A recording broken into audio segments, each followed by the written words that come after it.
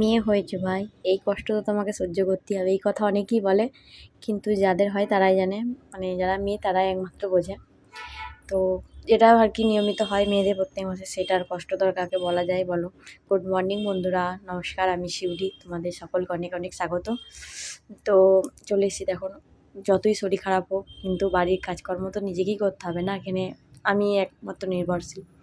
আর এদিকে দেখো তোমাদের সঙ্গে কথা বলতে বলতে আমার হচ্ছে মানে সকালে বরকে টিফিনও করে দিয়েছি, আর আমরাও টিফিন খাওয়ার জন্য রেডি। এদিকে রুটি আর চানার তরকারি করে দিয়েছি, আর এই বাসনগুলো আমাকে ধুতে হবে। দেখেই তো মনে হচ্ছে রে বাপরে কী কষ্ট। চলো কি আর করা যায়। অনেক কাপড় জামাও আছে ছেলেটার, আর কি প্রতিদিনই আমার এতগুলো করেই কাপড় জামা হয়। আমার ভালোও লাগে অবশ্য, কাচতে কোনো অসুবিধা হয় না। আমি সকালে যে বাসি জামা চেঞ্জ করি সেগুলো আছে, বিছানার চাদর আছে, আর শীত শেষ হয়ে গেছে তার জন্য ব্ল্যাঙ্কেটের কভার। আর এদিকে দেখো মাম্মা মাম্মা করে ডাকছে, পাশের বাড়িতে গিয়ে খেলা করছে ছেলেগুলোর সঙ্গে।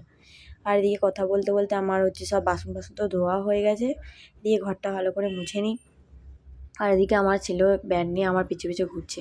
আমার এইভাবেই সকালটা আমার কাজকর্মগুলো চাই, মানে শারীরিক কোনো অসুবিধা হয় না।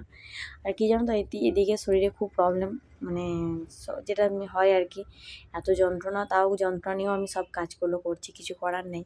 কারণ আমি যদি বলি শুয়ে থাকবো একটু, কিন্তু হবে না। আমার ছোটো ছেলেটার টাইম নিয়ে কিছুই হবে না, সব খাওয়া দাওয়া সব কিছুই মানে গণ্ডগোল হয়ে যাবে। এদিকে দেখো কাপড় জামাগুলো সব কেচেও দিয়েছি, দিয়ে এরপর ওকে চান করাবো, তারপর আমি চান করবো। মানে কারণ না, ওকে চান করার দিকে আমি অর্ধেক ভিজে যাবো, তাহলে আবার আমাকে চেঞ্জ করতে হবে। এর থেকে ওকেই আগে চান করে নিই সোনাকে। আর দেখো ট্রলির ওপর বসে বদমাইশি করছে, দেখেছো কী অবস্থা।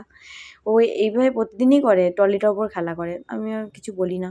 যাই হোক, খেলতে হবে কিছু নিয়ে। চলো, এই দেখো স্নান করানো হয়ে গেছে ওকে কথা বলতে বলতে, তারপর আমি করবো, কেননা নাহলে আমি পুরো ভিজে যাবো। আর এদিকে আমারও স্নান হয়ে গেছে, এরপর রান্নাঘরে চলে এসেছি। নিজেকে কিছু খেতে হবে, না হলে তো শরীরের কাজকর্মগুলো করবো কার বলে। এইদিকে আমি খাওয়া দাওয়া করে নিয়েছি, আর এদিকে ভাতটা বসিয়ে দিয়েছি। তোমার এদিকে ভাত আর ডাল কোটোর মধ্যে কলাই সিদ্ধ দিয়েছি, মানে মসুর ডাল আর রাঙা আলু, টুকটাক দু রকম সবজি, কারণ ছেলেটাকে ডাল প্রতিদিনই ডাল দিই। আর এদিকে একটা ডিম সিদ্ধ দিয়েছি, আর আমার হচ্ছে চানার ওই তরকারিটা আছে। আর এদিকে ওর একটা ডিম। আমার আর সেরকম খাওয়ার কোনো এনার্জি নেই, একদমই ভালো লাগছে না। শরীরটা ভালো থাকলে মানুষের খাওয়ারও ইচ্ছা থাকে, শরীর না ভালো থাকলে কোনো কিছুই করতে চায় না, কিন্তু কিছু করার নেই। আর এই যে এর মুখটা দেখেছো, এর মুখটা দেখলে আমার অনেক কষ্ট ভুলে যায়, পুরোটাই ভুলে যাই। আর এদিকে দেখো দুপুরবেলা খাওয়া দাওয়া করে নিয়েছি, নিয়ে এরপর ছেলের সঙ্গে একটু বসে বসে সময় কাটছি। আর কেক, মানে আমার খাওয়া হয়নি, ওর খাওয়া হয়েছে। তো ভাবলাম একটু খিদে পেয়েছে, একটু পর খাবো। ওকে ঘুম পাড়িয়ে খাই, না হলে বদমাইশি করে, খুবই বদমাইশি করে, সেই জন্য আমি কিছু বলি না, থাক। আর চলো ঘুম পাড়িয়ে আসি। আর ঘুম পাড়াতে গিয়ে আমিও ঘুমিয়ে গিয়েছিলাম প্রায়। ওকে মানে খাওয়া দাওয়া করা হয়েছে হয়নি আমি সেটা বলতে পারছি না, কিন্তু আমিও ঘুমিয়ে গিয়েছিলাম ঘুম পাড়ার দিকে ওকে। তো ঘুমিয়ে উঠেছি একদম 5:30টার সময়, 5:30-5:45টায়। তো তখন খাওয়া হয়নি ঠিক করে, ওই ছেলেকে খাওয়াতে গিয়ে যে টুকটাক যেটুকু খেয়েছি, আমার নিজের খাওয়া হয়নি। সেই জন্য ভাবলাম খিদে পাচ্ছে, কিছু একটা খেতে হবে। আর এদিকে দেখেছো আমি এখানটাতেই বসি, আমার যত ভুল, আমারই ভুল, এখানটাতে বসি। আর কানাটা যদি ছেলেটার লাগে মাথাটা পুরো একদম ফেটে যাবে। সেই জন্য বাবা সরে যাই, বাবা আগে কিছু করি আর নাই করে কিন্তু সরে যাই। এই দেখো মুখে হাসিটা দেখেছো। তা ভাবছি কিছু খিদে পেয়েছে, কিছু খেতে হবে। তাই ভাবতে ভাবতে ভাবলাম কি খাওয়া যায়, গুড ডে বিস্কুট আছে একটা, তাই ভাবলাম ওটা খেয়ে নিই। আর বিকালে একটু চা মন করে, ঘুম থেকে উঠলে একটু মনে হয়, কিন্তু কোনোদিন খাই কোনোদিন খাই না। মানে 30 দিনের মধ্যে আমি হয়তো 12 দিন খাই, বাকি হাফ স্কিপ করে যাই। ভালো লাগে না, সেরকম টাইম পায় না, চা একা একা খেতে ভালো লাগে না। যদি বর খায় সঙ্গে তাহলে খাই, নাহলে ছেড়ে দিই। আর এদিকে ভাবতে ভাবতে ভাবছি, ওকে বলছি খাবি গুড ডে বিস্কুট। বিস্কুট খেতে খুব একটা পছন্দ করে না, ওকে দুধ খাইয়ে দিয়েছি। ওকে প্রত্যেক দিন বিকেলবেলায় দুধ খাওয়াই, গরুর দুধ। তার সঙ্গে একটু তোমার বাদাম থাকলে আর তাহলে কিছু একটা দিয়ে দিই। আর কিছু কিছু দিন ওই পিরিয়ড শট দিই। আর এদিকে দেখো বিস্কুটটা দেখেছি, ও বিস্কুটটা নিয়ে খেলা করবে। এটা বিস্কুটটা নিয়ে খেলা করলে তো পুরো ভেঙে যাবে।